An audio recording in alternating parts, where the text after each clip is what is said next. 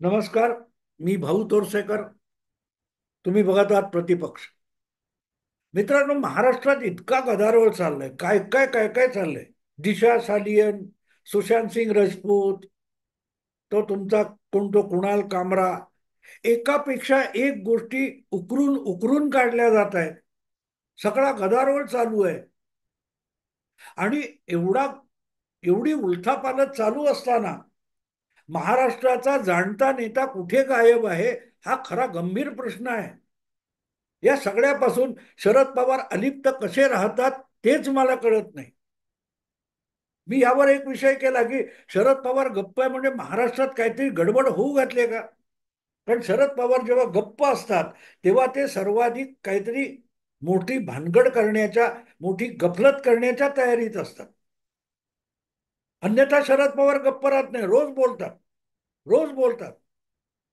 अगदी राज्याचा मुख्यमंत्री असताना सुद्धा आपली जबाबदारी विसरून उद्धव ठाकरे घराचा उंबरठा सुद्धा ओलांडत नव्हते आणि लोकांना फेसबुकवर दर्शन देत होते, फेसबुक लाईव्ह करत होते. अशा वेळेला त्यांच्यापेक्षा वडील वयाचे असलेले शरद पवार अनेक व्याधींनी ग्रासलेले असून सुद्धा लॉकडाऊन थोडासा शिथिल होताच घराबाहेर पडून गावोगाव फिरायला लागले होते.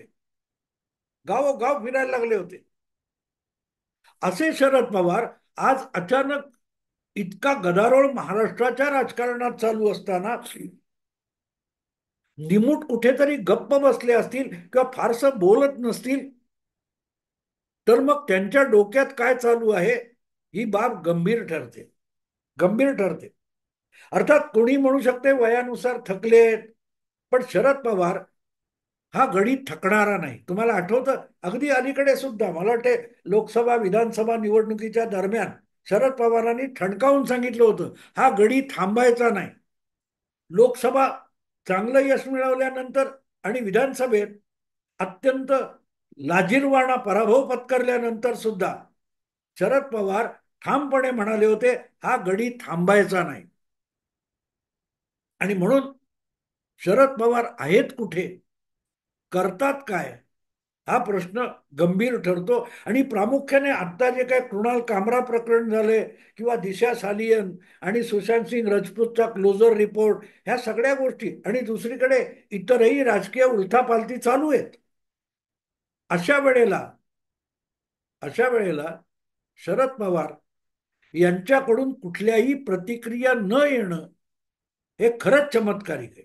खरंच चमत्कारिक आहे. आणि याच्याबद्दल मी, मला वाटते 15-20 दिवसापूर्वी एक व्हिडिओ केला होता. काहीतरी गडबड करायची तयारी पवार साहेब करतायत. पण गडबड म्हणजे फक्त गडबडच असते असं नाही. गडबड म्हणजे काहीतरी सरकार पाडलं, आमदार फोडले, ह्याला झटका दिला, त्याला धक्का दिला, म्हणजेच राजकारण किंवा उलथापालथ असते असं नाही. अनेकदा आज केलेलं जे असतं ते नंतर खूप उशिरा बाहेर येऊ शकतं. बाहेर येऊ शकतं. आणि म्हणून माझ्या मनात काही शंका अशा येतात की या ज्या घडामोडी घडत आहेत यापासून अलिप्त राहून शरद पवार साहेब राजकारणातले काही वेगळे सिग्नल देत आहेत का.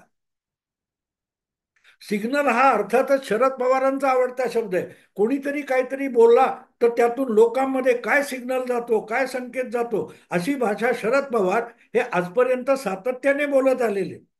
की मुख्यमंत्री असं काय बोलले तर लोकांमध्ये काय सिग्नल जातो, प्रधानमंत्री असं काय प्रधानमंत्र्यांनी केलं तर लोकांमध्ये काय सिग्नल जातो, प्राणप्रतिष्ठा करायला स्वतः देशाचा पंतप्रधान जातो तेव्हा काय सिग्नल जातो, अशी भाषा शरद पवारांची आहे.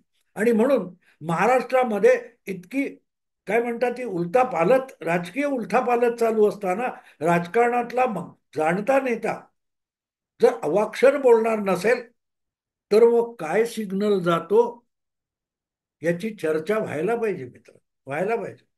आणि मग शरद पवार तरीही गप्प राहणार असतील आणि त्यांचे खास विश्वासू असे सहकारी काही बोलणार सुद्धा नसतील, तर मग या गोष्टीला वादळापूर्वीची शांतता मानायची का, असाही प्रश्न पडतो.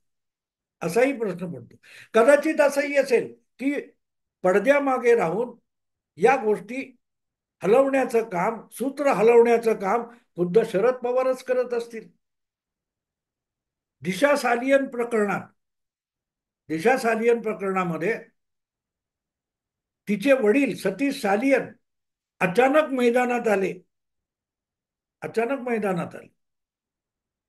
आणि लक्षात घ्या, अशा विषयामध्ये साळसूतपणे सूत्र हलवणारे शरद पवार हे महा एक्सपर्ट आहेत, जाणकार आहेत. तुम्हाला आठवतं मित्रांनो, अर्णब गोस्वामीला गोत्यात घालायचं, तर अर्णब गोस्वामीच्या विरोधात कृती सगळी सरकारने केली, पण सरकारमध्ये कुठलीही जबाबदारी नसलेले शरद पवार हे त्यातले खरे सूत्रधार होते. मुद्दाम आठवण करून देतो, मुद्दाम आठवण करून देतो. उद्धव ठाकरे मुख्यमंत्री होते आणि सालियन प्रकरण असो किंवा सुशांत सिंग राजपूत प्रकरण असो, त्यावर बातम्यांमधून अक्षरशः काहूर माजवणारा संपादक अर्णब गोस्वामी होता. आणि ह्या अर्णब गोस्वामीने कुठल्या तरी एका बाबतीत शरद पवारांना सुद्धा छेडलेलं होतं. तेव्हा अर्णब गोस्वामीला आवरा असा थेट संदेश संजय राऊत यांच्या करवी मुख्यमंत्री उद्धव ठाकरे यांना शरद पवारांनीच दिलेला होता. अर्णब गोस्वामीला आवरावा लागेल असं मला शरद पवारांनी फोन करून सांगितलं, हे संजय राऊत यांनी रोखठोक या आपल्या सदरामध्ये लिहिलेलं आहे. तेव्हा अर्णब गोस्वामीची पुढे जी काय अवस्था झाली त्याचा सूत्रधार शरद पवार नव्हते. हा, तो सचिन वाझेने काहीतरी केलं, कमांडो घेऊन गेला, संजय राऊतने आणखीन काहीतरी बोलला लिहिलं असेल. शरद पवार फारसं कुठे काही उघडपणे बोलले नाहीत. संजय राऊतना फोन करून बोलले होते की अर्णब गोस्वामीला आवरा. मग एक दिवस अर्णब गोस्वामीला एका आत्महत्येला प्रवृत्त करण्याच्या प्रकरणात गोवलं गेलं. अन्वय नाईक नावाचा एक आर्किटेक्ट, ज्याने अर्णबच्या त्या मुंबईतल्या स्टुडिओचं काम केलं होतं, त्यातले पैसे अडवल्यामुळे अन्वय नाईकने आत्महत्या केली अशी त्याच्या मुलीची पत्नीची तक्रार होती. आणि ती तक्रार करण्यापूर्वी त्या दोघीही शरद पवार यांना जाऊन भेटलेल्या होत्या. आता मला सांगा, अटक केली पोलिसांनी, सचिन वाझेंनी, सरकारने, पण त्याची सूत्र कोणी हलवली होती? सूत्र कोणी हलवली? जर त्या घटनेनंतर, अर्णबच्या अटकेनंतर किंवा ती केस रिओपन केल्यानंतर अन्वय नाईकची पत्नी आणि मुलगी शरद पवारांना नंतर भेटली असती तर गोष्ट वेगळी होती. पण अर्णबवरती कारवाई, अटकेची कारवाई होण्याच्या आधी जर त्या दोघी शरद पवारांना जाऊन भेटल्या असतील तर सूत्रधार कोण होतो? त्याच्याही आधी संजय राऊतांना अर्णबला आवरा असा संदेश कोणी दिला होता? त्या समोर घडणाऱ्या घटना या घडवताना सूत्रधार दिसतो असं नाही. सूत्रधार पडद्याच्या मागे बसलेला असतो. त्या अन्वय नाईक, अर्णब गोस्वामी या सगळ्या प्रकारातला सूत्रधार आपल्या लक्षात येतो. जर बघायचा असेल तर, समजून घ्यायचा असेल तर. आणि म्हणून मग मला अशी शंका येते की या सगळ्या प्रकाराबद्दल शरद पवारांनी अर्णब गोस्वामी, अन्वय नाईक या प्रकारात चकार शब्द स्वतः जाहीरपणे बोललेला नव्हता, पण कारवाई झाली होती, कारवाई झालेली होती. शरद पवार संपूर्णपणे अलिप्त आणि नामानिराळे होते, पण सगळ्या घटना त्यांना हव्या तशा झाल्या. अर्णब गोस्वामीला आवरलं गेलं, अटक केली गेली. नामानिराळे शरद पवार, बरोबर आहे. आज जर महाराष्ट्रामध्ये आणि त्या अर्णबच्या अटकेने देशभर हलकल्लोळ झाला अगदी सुप्रीम कोर्टापर्यंत मामला गेला. 9 दिवसांनी सुप्रीम कोर्टाने अर्णब गोस्वामीला तडकाफडकी तुरुंगातून बाहेर काढा म्हणून आदेश जारी केला. तळोजाच्या तुरुंगापासून अक्षरशः लाईव्ह प्रदर्शन अर्णबचं त्याच्या स्टुडिओपर्यंत दाखवलं गेलं. छिथू झाली उद्धव ठाकरे यांची मुख्यमंत्री म्हणून, मुंबईच्या पोलीस आयुक्तांची, गृहमंत्री म्हणून अनिल देशमुख यांची छिथू झाली. शरद पवार अलिप्त, नामानिराळे. आवरा कोणी सांगितलं होतं? आवरा कोणी सांगितलं? तो सगळी ती उलथापालथ इतरांना त्यात गुंतवून गेली. शरद पवार राहिले नामानिराळे. पण अर्णबच्या अटकेपूर्वी किंवा या सगळ्या प्रकारामध्ये उद्धव ठाकरे असो की इतर कोणी काय बोललं होतं का? नाही बोललं होतं. हे मला आठवतं. याचं कारण अर्णबकडे दुर्लक्ष करा, अर्णब हा सापळा आहे, असा व्हिडिओ मी प्रतिपक्ष सुरू केल्यानंतर 20-22व्या दिवशी केलेला होता. अर्णब उद्धव ठाकरेंनी त्याविषयी जाहीर भाष्य केलेलं नव्हतं. संकेत देणारे, सिग्नल देणारे, सूत्र हलवणारे शरद पवार होते नामानिराळे. मग आता मला असा प्रश्न पडतो की या सगळ्या प्रकारामध्ये शरद पवार एकदम अलिप्त बसलेत, जवळजवळ मौन व्रत धारण केल्यासारखे बसलेत. त्यांच्याकडून कुठलंही वक्तव्य आपल्याला ऐकायला मिळत नाही. आणि अशा वेळेला दिशा सालियन प्रकरण गाजते, कुणाल कामरा प्रकरण गाजते, सुशांत सिंग राजपूत त्याचा काय तो क्लोजर रिपोर्ट किंवा सीबीआय रिपोर्ट आलाय. आणि शरद पवार गप्प, अलिप्त, या विषयावर संपूर्ण मौन. पवार याचे सूत्रधार आहेत का?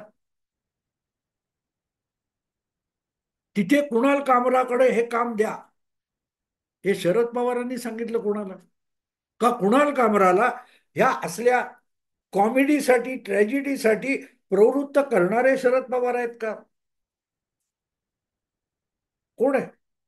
सतीश सालियन यांना 5 वर्षानंतर योगायोग कसा साम्य साधर्म्य आहे बघा.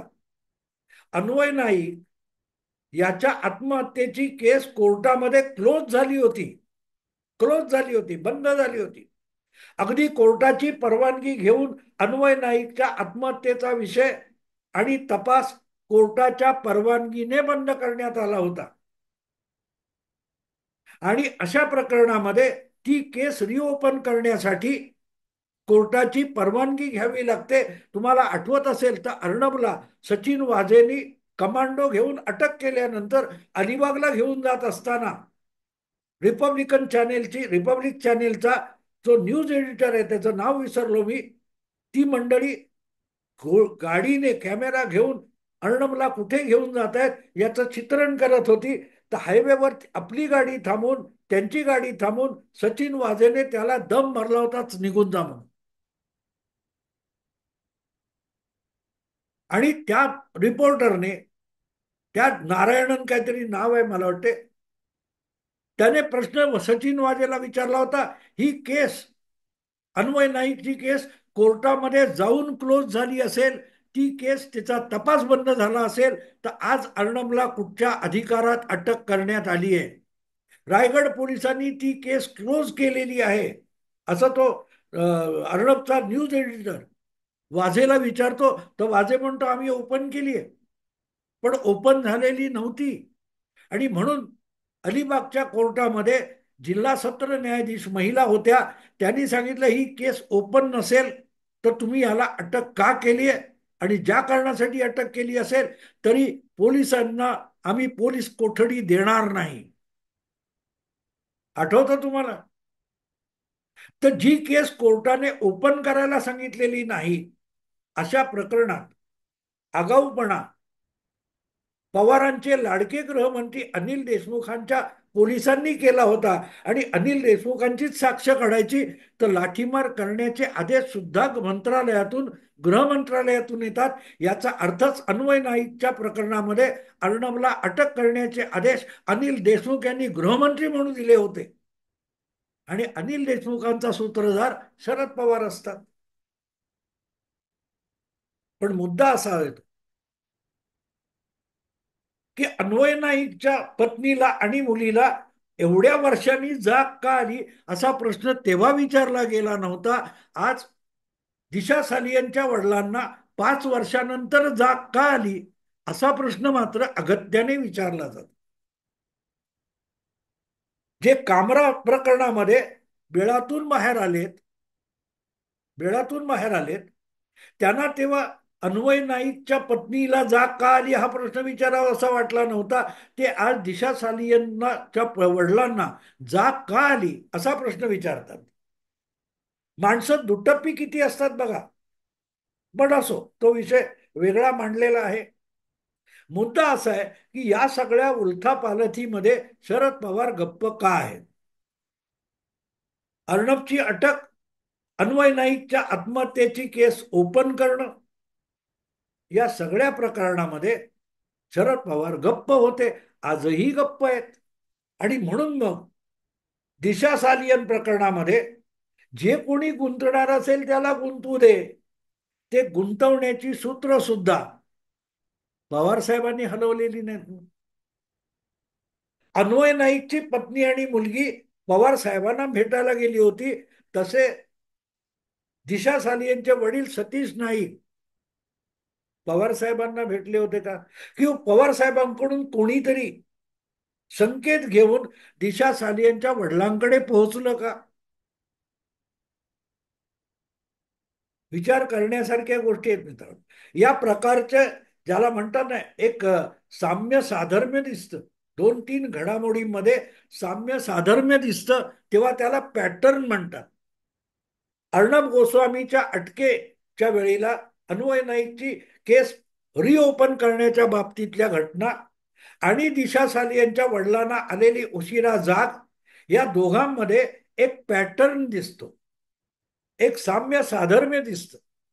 आणि म्हणून जर अर्णबची अटक, अन्वय नाईकचा विषय यामध्ये आणि दिशा सालियन प्रकरणाच्या पुन्हा ओपन होण्यामागे जर साधर्म्य असेल, तर त्यामध्ये समान माणूस आहे का याचा विचार करावा लागतो. क्रिमिनॉलॉजीमध्ये याचा विचार केला जातो. तुम्ही ते काय ते क्राईम पेट्रोल वगैरे बघत असाल, तर त्याच्यामध्ये कुठच्या कुठच्या गुन्ह्यांमध्ये साम्य आहे, कुठच्या कुठच्या घटनामध्ये साधर्म्य आहे, हे घेऊन त्यात गुंतलेले जे व्यक्ती असतात त्यांचा नव्याने शोध सुरू केला जातो. आणि म्हणून मला असं वाटतंय की सध्या अचानकपणे दिशा सालियन प्रकरणाला जी नव्याने फोडणी देण्यात आली आहे, त्या प्रकरणामध्ये दिशा सालियनच्या वडिलांना अचानक जाग आली असेल, तर त्यामध्ये तेव्हासारखे शरद पवार अगदी अबोल मौनव्रती झाले असतील, तर त्याची कारणं शोधणं अगत्याचं होऊन जातं. महाराष्ट्रात सध्या जी उलथापालथ चालू आहे, त्यामध्ये जाणता नेता म्हणून गौरवले जाणारे शरद पवार गप्प असतील, तर त्यांनी कोणाला काहीतरी संकेत पाठवलेत का, असा प्रश्न कमीत कमी विचारला गेला पाहिजे. आणि इतर मीडिया विचारणार नाही. योग्य प्रश्न विचारणं याच्याशी मराठी माध्यमात कोणाला कर्तव्यच उरलेलं नाही. तेव्हा त्यांच्याकडून इतका रास्त प्रश्न पवारांना किंवा जाहीररित्या विचारला जाण्याची अपेक्षाही करता येत नाही. आणि म्हणून आमच्यासारख्या युट्यूबरला, सोशल मीडियातल्या लोकांना, व्हिडिओ बनवणाऱ्यांना हा प्रश्न जनतेसमोर आणणं भाग होत, भाग होत. मी माझ्या डोक्यात हा एक वेगळा पैलू आला, तो तुमच्या समोर मांडणं, लोकांसमोर मांडणं मला अगत्याचं वाटलं. खरोखरच अगत्याचं वाटलं. इतकं सोपं नाहीये मित्र. पवार गप्प बसायला तयार नसतात, आणि ते गप्प होतात तेव्हा नक्कीच काहीतरी गडबड होते, गडबड होऊ शकत असते. त्यामुळे अचानक एवढ्या सगळ्या गडबडी चालू असताना पवारांनी त्यापासून अलिप्त राहणं, गप्प बसणं, मला शंकास्पद वाटलं. म्हणून हा व्हिडिओ केला. आवडला लाईक करा, शेअर करा. आणि प्रतिपक्षला सबस्क्राईब करा. नमस्कार.